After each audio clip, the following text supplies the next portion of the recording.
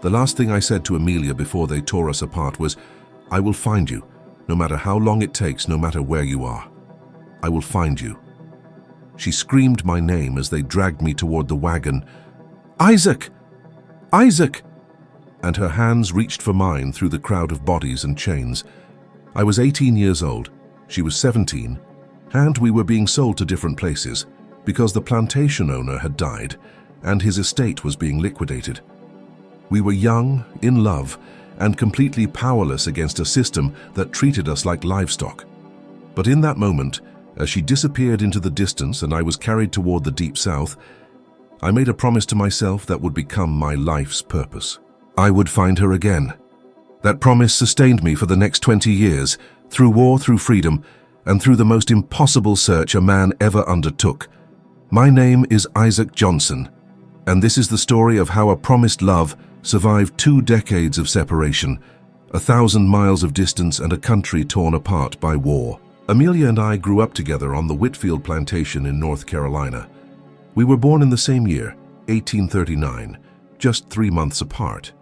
Our mothers worked in the big house, and we played together from the time we could walk. As we grew older, childhood friendship transformed into something deeper. By 15, I knew I loved Amelia. By 16, she told me she loved me too. "When we're older, we'll jump the broom," she said, referring to the marriage ceremony enslaved people performed since legal marriage was denied to us. "We'll have a family, Isaac. We'll find a way to be happy, even here." I wanted to believe her, wanted to imagine a future where we could build something together. But slavery had a cruel way of destroying dreams. In 1857, Master Whitfield died without direct heirs. His estate, including 53 enslaved human beings, was put up for sale to pay debts. We were commodities to be liquidated, divided, and dispersed. The auction happened on a cold March morning. We were taken to the town center and displayed on a platform like animals. Buyers examined our teeth, tested our muscles, asked degrading questions. Amelia and I stood side by side, secretly holding hands, praying to be bought together. We weren't. A Mississippi farmer bought me for $1,200, young, strong, good for heavy work. Amelia was bought by a Louisiana woman for $900, good-looking, domestic work, breeding potential. Hearing buyers discuss our value, our purposes, our futures as if we were commercial investments was one of the most dehumanizing experiences of my life. But worse was the moment of separation. They loaded us in opposite directions. I fought against the chains, tried to reach her, screamed her name until my voice failed. She did the same, tears streaming down her face, her hand extended toward mine. "I will find you," I shouted. "I promise. Don't give up on me." "Never," she shouted back. I'll wait forever." And then she vanished from sight, and my heart shattered into pieces I didn't know if I could ever put back together. The journey to Mississippi took 2 weeks, shackled in a wagon with 15 other people, barely fed, treated worse than the livestock we passed on the road. I spent every moment of that journey repeating Amelia's name like a prayer, memorizing every detail of her face, making sure I wouldn't forget. I arrived at the Crawford Plantation in the Mississippi Delta in April 1857. It was bigger than Whitfield's place, over 200 enslaved people working vast cotton fields that stretched to the horizon. The work was brutal, the heat oppressive, the overseer's whip quick and merciless. But the physical hardship wasn't what broke people. It was the psychological weight of being completely owned, completely controlled, with no hope of change. I worked those cotton fields for the next 4 years, from sunrise to sunset, my hands bleeding from the sharp bowls, my back aching from constant bending. I became one of Crawford's most productive workers, not because I was loyal, but because hard work kept my mind occupied and made time pass faster. Every night I'd lie on my pallet in the quarters and think about Amelia. Was she safe? Was she being treated well? Did she still remember me? Did she still believe I'd find her? I made a decision early on. I would survive. No matter what happened. I would survive because I couldn't find Amelia if I was dead. That determination kept me going through beatings, through sickness, through moments of despair so deep I wanted to give up. I also started gathering information. Louisiana bordered Mississippi. Maybe somehow I could learn where she'd been taken. I talked to every traveler who came through, every enslaved person sold from elsewhere, anyone who might know anything about Louisiana plantations. There's hundreds of plantations in Louisiana, an older man told me, thousands of enslaved people. Finding one person? That's impossible, son. I don't care, I replied. I have to try. In 1861, everything changed when war broke out. At first it seemed distant, white men marching off to fight, the plantation losing workers to the Confederate Army. But gradually the war came closer. We heard whispers of something called the Emancipation Proclamation. Details were scarce and often contradictory, but the basic idea filtered through. Enslaved people in Confederate states might be freed if the Union won. Hope, dangerous, painful hope, began to grow. You really think we might be freed? A woman named Clara asked one night in the quarters. I think the world is changing, I said carefully. Whether that change includes us, I don't know, but it might. And if you're freed, you're going to look for that girl. After all these years, yes. She might be married to someone else by now, might have moved on. I don't care. I made her a promise. Clara shook her head. You're either the most romantic fool I've ever met, or the most stubborn, maybe both. Definitely both, I agreed. The war dragged on for 4 years. The plantation deteriorated as resources became scarce and white authority weakened. Some enslaved people ran away toward Union lines. I wanted to, but I stayed, without papers, without information about where Amelia was. Running would just take me further from any possibility of finding her. In April 1865, news arrived. The war was over. Lee had surrendered, and we were free. Free. After 26 years of bondage, after being owned like property, after having every aspect of my life controlled by others, I was free. The celebration in the quarters that night was explosive. People singing, crying, dancing, praising God. I joined in, but my mind was already racing ahead to what came next. I was free, which meant I could finally, legally, openly search for Amelia. The next morning I approached Crawford. The plantation was in chaos, freed people leaving, no clear structure, everything in flux. I'm leaving, I told him, going to Louisiana. He looked at me with a mixture of bitterness and resignation. To find that woman you've been talking about for 8 years? Yes, sir. He shook his head. You're a fool. She's probably dead, married, or doesn't remember you. Louisiana's a big place. I know, but I have to try. He stared at me for a moment, then sighed. I'll give you this much.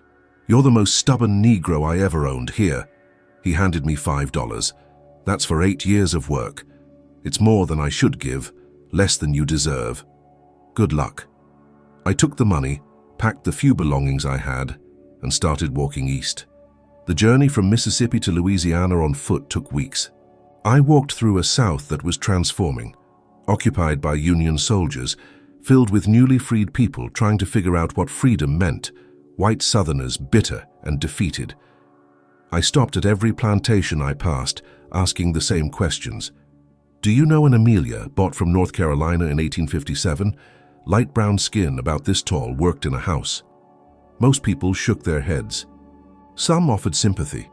A few gave me information, other plantations to check, other people to ask. In Baton Rouge, I met a freed woman who worked for the Freedmen's Bureau, the government agency helping formerly enslaved people transition to freedom. I'm looking for someone, I explained. A woman named Amelia bought from North Carolina in 1857. The woman, whose name was Margaret, looked sympathetic but skeptical. Do you know her last name? The name of the person who bought her? No. We didn't have last names. And the buyer. I just remember she was a woman, older, from Louisiana.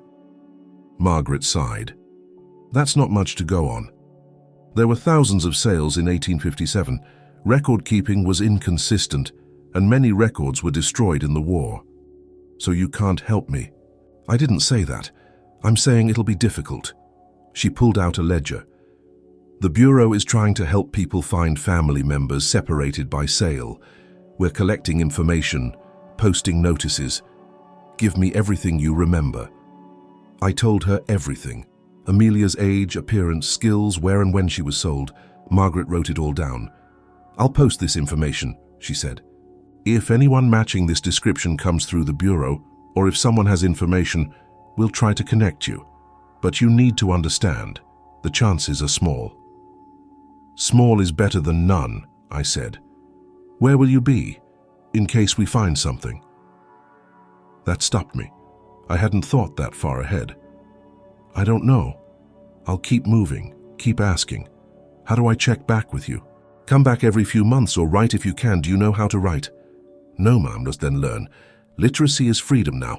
I'll give you the address. Find someone to help you write and check in regularly. If you're moved by Isaac's determination to find his lost love, drop a comment telling us where you're watching from and subscribe to hear how this impossible search unfolds." So over the next months, I searched Louisiana systematically. I went from parish to parish, plantation to plantation, asking about Amelia. I worked odd jobs for food and shelter, farm work, loading cargo, whatever I could find. Every penny I earned went toward my search. I met thousands of people, freed people rebuilding lives, white Southerners adjusting to a world without slavery, Northern opportunists seeking profit in the defeated South. I asked everyone about Amelia. Most had never heard of her. A few offered vague possibilities. Might have been someone like that over in St. Landry Parish, or "I remember a woman named Amelia, but that was years ago." I followed every lead, no matter how thin. Most went nowhere. In New Orleans, I met a man who'd been a slave trader before the war. He was now working as a clerk, his previous profession destroyed by emancipation. "I'm looking for someone sold in 1857, I explained. "A woman named Amelia, from North Carolina." He looked uncomfortable. "I brokered hundreds of sales. I don't remember individuals. Please, anything you remember could help." He was quiet for a moment. 1857, North Carolina to Louisiana. I did handle some sales from Whitfield Estate liquidation that year. Most went to sugar plantations in southern Louisiana. That narrow it down for you? "Yes, thank you." Sugar plantations. That gave me a new direction. I headed south toward the parishes where sugarcane dominated. The work was exhausting. Traveling by foot, sleeping wherever I could find shelter, working when I needed money, constantly asking questions. Weeks turned into months. Summer heat gave way to fall cool, then winter cold. I began to doubt. Maybe Crawford was right. Maybe this was impossible. Maybe Amelia was dead or had moved on, or I'd never find her in this vast, broken country. But I'd made a promise, and I'd survived 8 years of brutal slavery by holding on to that promise. I couldn't give up now. In January 1866, almost a year after I'd started searching, I was in Thibodaux, Louisiana, asking my usual questions at a Freedmen's Bureau office. "Amelia? From North Carolina?" The clerk, a black woman named Josephine, frowned thoughtfully. "Name sounds familiar. Let me check something." She pulled out a ledger filled with names and information. "We've been collecting reports of separated families trying to reconnect. People post notices. Here, Amelia Johnson. Posted notice 3 months ago. Says she's looking for a man named Isaac. Separated at sale in 1857 in North Carolina. Is that you?" My heart stopped. "Yes, that's me. Where is she?" According to this, she was in Houma last we heard, working as a domestic for a family there. "Houma, how far is that?" "About 40 miles south of here." 40 miles. After 8 years of separation, after months of searching, after over 1,000 miles traveled, she was 40 miles away. "Thank you," I said, my voice shaking. "Thank you so much." I started walking immediately. Didn't stop for food or rest. Just walked through the day and night, driven by hope and fear. What if she'd moved? What if the information was wrong? What if she didn't want to see me anymore? I reached Houma 2 days later, exhausted and filthy. I went straight to the Freedmen's Bureau office there. "I'm looking for Amelia Johnson. I was told she posted a notice here." The woman at the desk smiled. "Isaac?" "Yes. How did you—" She's been checking every week, hoping for news about you. She's working at the Montgomery House on Main Street. I can send someone to fetch her if you—" "No, I'll go." "Where is it?" She gave me directions. I walked through Hoomer's streets in a daze, barely believing this was happening. After all this time, all this searching, could I really be minutes away from seeing her again? The Montgomery House was a modest two-story building. I knocked on the door, my heart pounding so hard I thought it might burst from my chest. A white woman answered. "Yes." "I'm looking for Amelia Johnson. I was told she works here." The woman's expression softened. "You must be Isaac. She's talked about you constantly. Wait here." She disappeared inside. I stood on the porch, trembling, not knowing what to expect. Then I heard footsteps, fast footsteps, almost running, and there she was. Amelia appeared in the doorway and time stopped. She was older, we both were, 8 years of life etched into our faces. But her eyes were the same, and the way she looked at me was exactly how I remembered. "Isaac." Her voice was barely a whisper. "I told you I'd find you," I said, tears streaming down my face. She launched herself into my arms, and we held each other like we were drowning and the other was air. She was crying, I was crying, and neither of us could speak. Finally, she pulled back enough to look at my face. "I can't believe it's really you. 8 years, I thought. I hoped, but I was so scared." I never stopped looking, not for one day. "How did you find me?" "I walked from Mississippi to here, asking everyone, checking every plantation, refusing to give up. That's over 500 miles. I would have walked 5,000. I promised you." She touched my face like she was making sure I was real. "I never married anyone else. People said I should, said you were probably dead or married or had forgotten me. But I couldn't. Because you promised. And you waited." I waited. We stood there on that porch, holding each other. 8 years of separation melting away. It wasn't perfect. We were both changed, both scarred by what we'd endured. But we were together. Mrs. Montgomery, the woman Amelia worked for, allowed me to stay that night. Amelia and I talked until dawn, sharing everything that had happened since we were torn apart. Amelia's story was different from mine, but equally difficult. The Louisiana woman who'd bought her was named Mrs. Delacroix, owner of a sugar plantation in Terrebonne Parish. Amelia had worked as a house servant, enduring loneliness and Mrs. Delacroix's volatile temper. "She wasn't as cruel as some," Amelia said, "but she was unpredictable, and I was so alone. There was no one I could talk to about you, about us. I'd lie awake at night, wondering if you were even alive. I did the same thing, wondering about you, hoping you were safe. After emancipation, I stayed with Mrs. Delacroix for a few months because I had nowhere else to go. Then I moved to Houma and found work with the Montgomerys. They're decent people, paying me wages, treating me fairly, and I immediately went to the Freedmen's Bureau to post a notice about you. That notice saved us. I might never have found you otherwise." She squeezed my hand. "But you would have kept looking, wouldn't you? Until my last breath. Over the next weeks, we rebuilt our relationship. It wasn't instantaneous. 8 years of separation had changed us both. We had to relearn each other, discover who we'd become through our separate struggles, but the foundation was still there. The love that had survived separation, the promise that had kept us both going, the connection that had been forged in childhood and tempered in fire. In March 1866, we got married. Not jumping the broom this time, but a real legal marriage performed by a Freedmen's Bureau chaplain. We had papers, witnesses, official recognition. "Mrs. Amelia Johnson," the chaplain pronounced.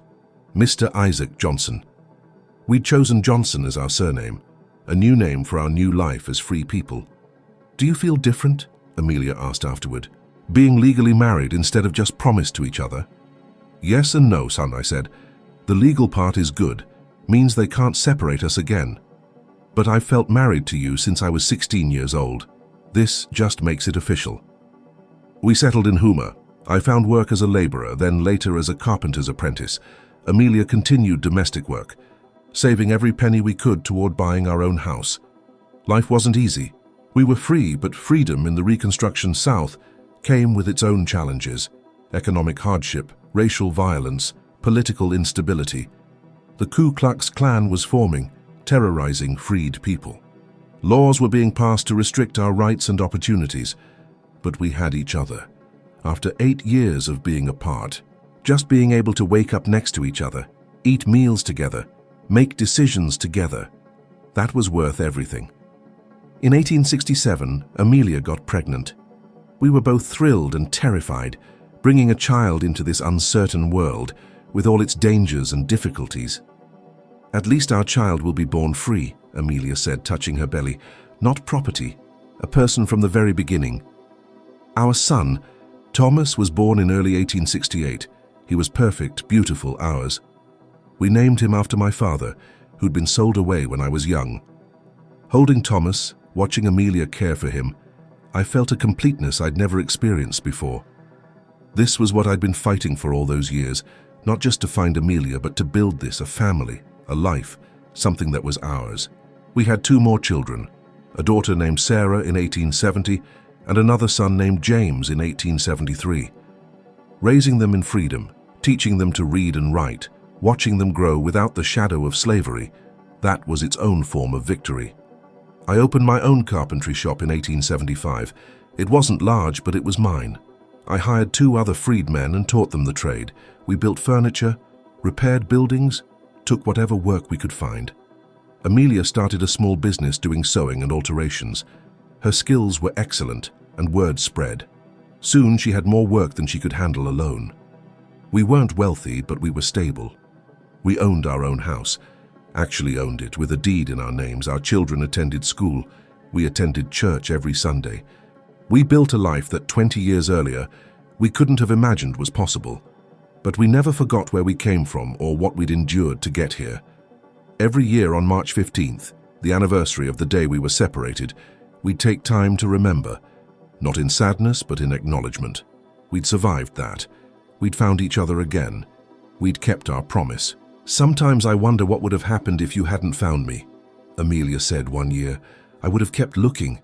But what if you'd never found me? What if I'd been sold again or moved or died? Then I would have spent my life looking, because the promise wasn't just about finding you. It was about refusing to accept that they could permanently separate us. Even if I'd failed, the trying would have mattered." She kissed me. "I'm glad you succeeded." "Me too." Our children grew up hearing the story of how their parents were separated and reunited. We told them about slavery, about the auction, about the promise, about the search. We wanted them to understand their history, where they came from, what had been overcome to make their lives possible. "You walked all that way?" Thomas asked when he was 10. "Just to find Mama?" "Every step." "That's the most romantic thing I've ever heard." It wasn't romantic in the moment. It was exhausting, frustrating, scary. But looking back, yes, it was romantic, because it was about love refusing to die. As the years passed, we became elders in our community. People came to us for advice, for help, for the wisdom that comes from surviving impossible things. We also became part of a broader movement documenting the experiences of formerly enslaved people. Historians and researchers wanted to collect stories, preserve testimonies, understand what slavery had really been like. In 1890, a researcher from Fisk University came to interview us. We spent hours telling our story, the childhood friendship, the auction, the separation, the promise, the search, the reunion. "Your story is remarkable," the researcher said. "Most separated families never found each other again. The fact that you did after 8 years across state lines, that's extraordinary." "We were lucky," I said, "and stubborn, and we had help from the Freedmen's Bureau. Without that posted notice, I might still be searching." "What would you say to people who study slavery?" Amelia asked. "What do you want them to understand?" The researcher considered. "Everything. The brutality, the dehumanization, the economic systems, the resistance. Make sure they understand the families," Amelia said firmly. "That's what they tried to destroy. Our ability to love each other, stay together, build families. Every separation was a violence, every auction a trauma. And the fact that we found ways to love anyway, to maintain connections across distance and time, that's important." "She's right," I added. They want to reduce slavery to statistics. How many people? How much cotton? Economic impact? But it was people's lives. It was children stolen from parents, spouses torn apart, promises broken by force. That's what needs to be remembered. Our story was published in 1892 as part of a collection of former slave narratives. It reached a small audience, mostly academics and abolition-minded Northerners.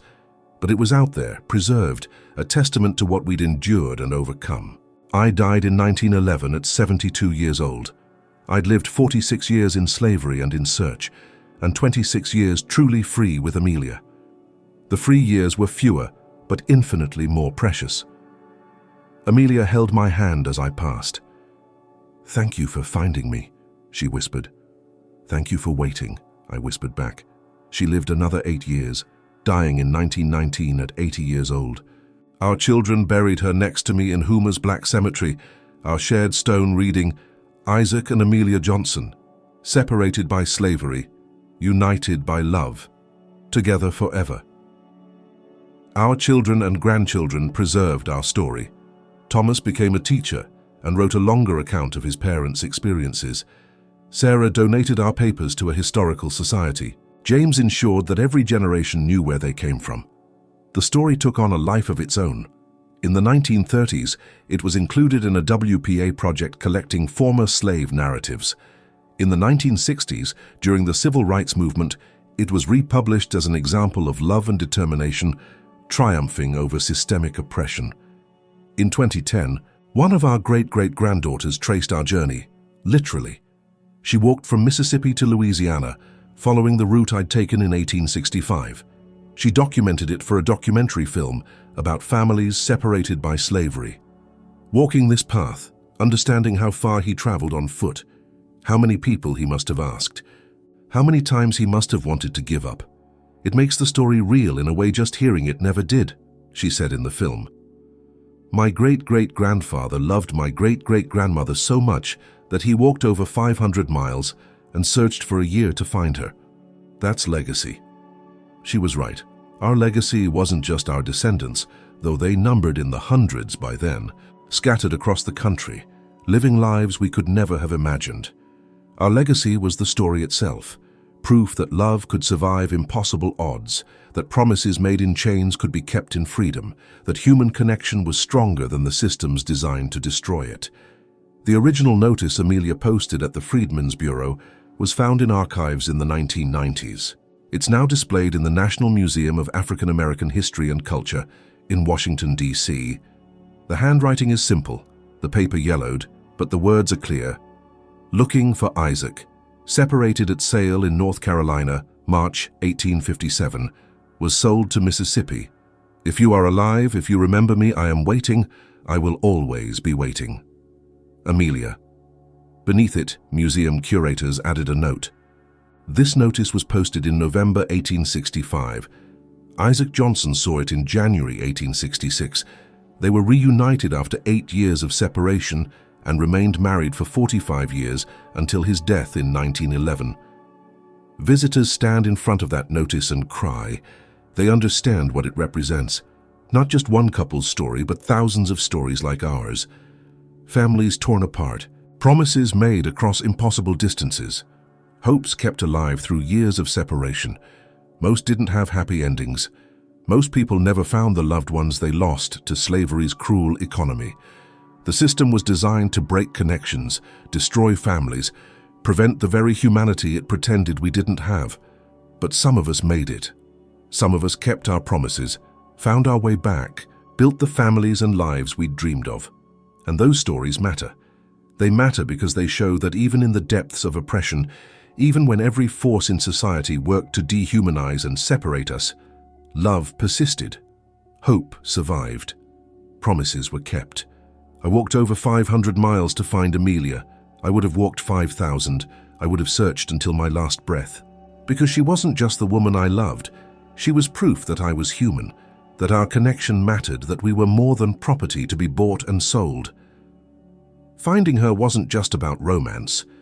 It was about reclaiming our humanity, asserting that our relationships and choices and promises had value. We won. Against impossible odds, against a system designed to keep us apart, against time and distance and the chaos of war, we won. We kept our promise. We found each other. We built a life together in freedom. And that victory, small as it might seem in the grand sweep of history, was revolutionary. Historical record. Isaac Johnson was born enslaved in North Carolina in 1839 and sold to Mississippi in 1857. After emancipation in 1865, he searched Louisiana for approximately 1 year before locating Amelia through a Freedmen's Bureau family reunification notice. They married legally in March 1866 in Houma, Louisiana.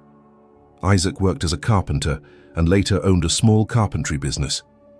Amelia worked as a seamstress. They had 3 children, Thomas, 1868-1952, Sarah, 1870-1945, and James, 1873-1960. Their story was documented in Voices from Bondage, Narratives of Formerly Enslaved People, published by Fisk University in 1892 and later included in the WPA Slave Narrative Collection. Isaac died in 1911, Amelia in 1919. Both are buried in Houma Cemetery. Their family reunification notice is preserved in the Freedmen's Bureau records, now housed at the National Archives. The Johnson family has over 300 documented descendants across the United States.